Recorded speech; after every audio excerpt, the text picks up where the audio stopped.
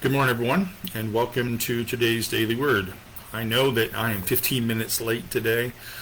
We have a big funeral here today at the church that begins at 11, and so I've been kind of directing traffic a little bit, but finally made it back to my office to offer you our Daily Word as we end another week together. It's a rainy day, but we are blessed, and as always, thanks for joining me for our time together and for sharing your life with me. Saying good morning, I appreciate that.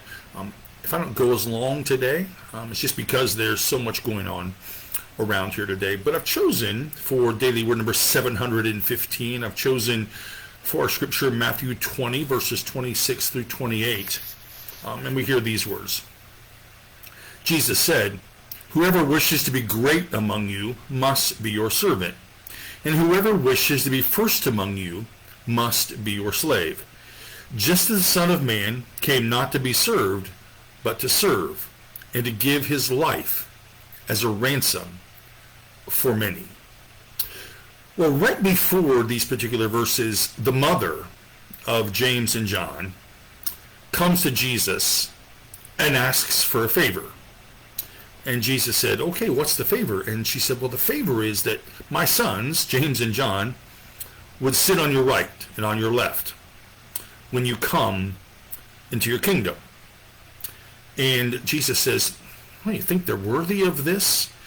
And look, you better watch what you're asking for, because if you sign up for that, you're signing up to go the long way." Now think about who James and John are. You know, net menders, fisher catchers. They work for Zebedee and Sons, if you will. They're disciples. But their career goals apparently were to be the chief of staff to Jesus.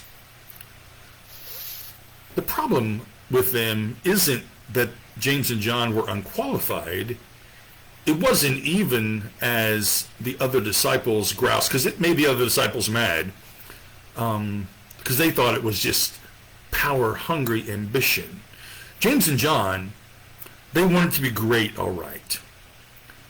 But their desire was for a different kind of greatness than Jesus prescribed. Now, like most of us, James and John wanted to excel at making a difference. They wanted the power to change the world for better. They had this Jesus-inspired, if you will, fire in their belly, a calling that they wanted to follow. But what they didn't understand, and I guess probably what most of us don't understand, even those who proclaim that they want to make something great, that we don't understand how change happens or what power really requires of us. Jesus says to them, hang on, when he says to them in this, the power to change the world doesn't come from the top down or the outside in. True success, Jesus says, true power, the capacity to love, to liberate, to empower, is an inside-out, bottom-up job. Being great, Jesus says, isn't about having the right stuff or getting the right stuff. It's about giving up and giving away. The career path for being a disciple, for following Jesus, is not the 4-lane highway that leads to a corner office, but it's the dusty trail of personal transformation.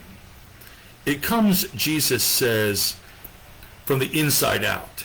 It's a bottom-up kind of thing. Greatness doesn't come because someone says, I want this to be great or to make this great again. Hear what Jesus says.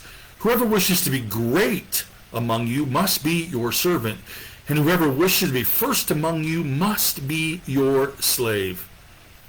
Just as the Son of Man came not to be served, but to serve, and to give his life as a ransom for many. There really aren't any shortcuts to this. What it is a lot of people needing us to stand with them and work with them for a better day. I posted the other day about the frustration of not being able to mow my grass. And it is a frustrating thing. And I have a man who comes and mows it, and he does a really good job, actually. And, someone said, I hope you're helping a kid or a young person. And I said, well, this time, the person who mows my yard is an adult who needs the extra money.